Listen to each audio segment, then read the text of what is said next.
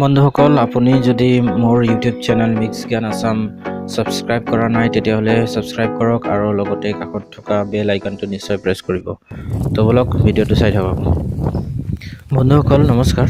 বন্ধুসকল, আপুনি জানে নেকি যে ৰাস্তাত কাকে থকা এই মাইলষ্টনৰ ৰং কিয় বেলেগ বেলেগ থাকে? বন্ধুসকল, যেতিয়া আমি বাহিৰলৈ ফুৰিবলৈ যাওঁ বা ক'ৰবাত যাব লগা হয় তেতিয়াহ'লে আমাক এই মাইলষ্টন আৰু ৰাস্তাত থকা চাইনবোৰ্ডবিলাকে আমাক সহায় কৰে। এই মাইলষ্টন আমাৰ গুগল মেপৰ দৰে ডিষ্টেঞ্চ বা দূৰত্ব বিষয়ে জনাই থাকে আৰু ইয়াৰ লগে লগে এই মাইলষ্টনত থকা ৰংবিলাকে আমাৰ ৰাস্তাৰ বিষয়ে জনায়।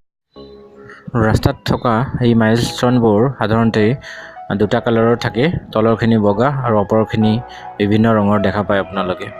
হয়তো হালধীয়া ৰঙৰ, কমলা ৰঙৰ, ক'লা বা নীলা ৰঙৰ আৰু সেউজীয়া ৰঙৰ, আৰু কেতিয়াবা আমি কিছুমান ৰাস্তাত গোটেই কমপ্লিট বগা আৰু তাত লিখা থকা আমি মাইলষ্টন দেখা পাওঁ। অকল মই আজি এই ভিডিঅ'টোত আপোনালোকক এই মাইলষ্টনৰ বিভিন্ন ৰঙৰ কিয় হয় বা বিভিন্ন ৰং কিয় দিয়া হয় আৰু ইয়াৰ ৰঙৰ অৰ্থনো কি ইয়াৰ বিষয়ে ক'ম। তো বলক ভিডিঅ'টো চাই থাকক। আপুনি যদি কমলা ৰঙৰ তেনেকুৱা মাইলষ্টন থকা ৰাস্তাৰে গৈ আছে, তাৰ মানে আপুনি গাঁৱৰ বাটেৰে গৈ আছে।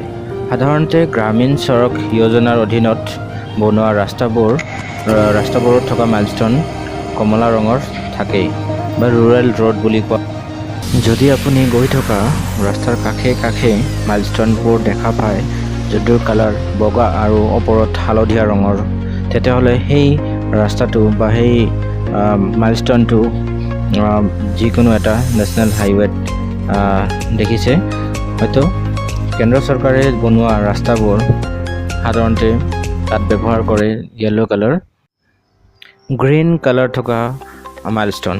সাধাৰণতে এটা ৰাজ্যৰ পৰা আনটো ৰাজ্যলৈ যোনটো সংযোগ কৰা হয় আৰু ৰাজ্য চৰকাৰে নিৰ্মাণ কৰা ষ্টেট হাইৱে যিবিলাক আছে সেইবিলাকৰ কাষে কাষে আপোনালোকে গ্ৰীণ কালাৰৰ মাইলষ্টন দেখা পায়, যাৰ নিৰ্মাণ কাৰ্য ৰাজ্য চৰকাৰে কৰে আৰু তাৰ চোৱা চিতা বা মেৰামতিৰ কাম কাজো ৰাজ্য চৰকাৰে কৰে।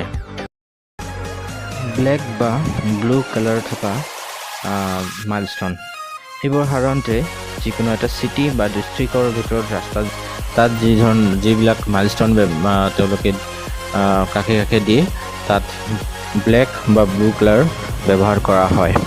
আৰু কেতিয়াবা গোটেই কমপ্লিট বগা থকাও মাইলষ্টন দেখা পাওঁ সাধাৰণতে।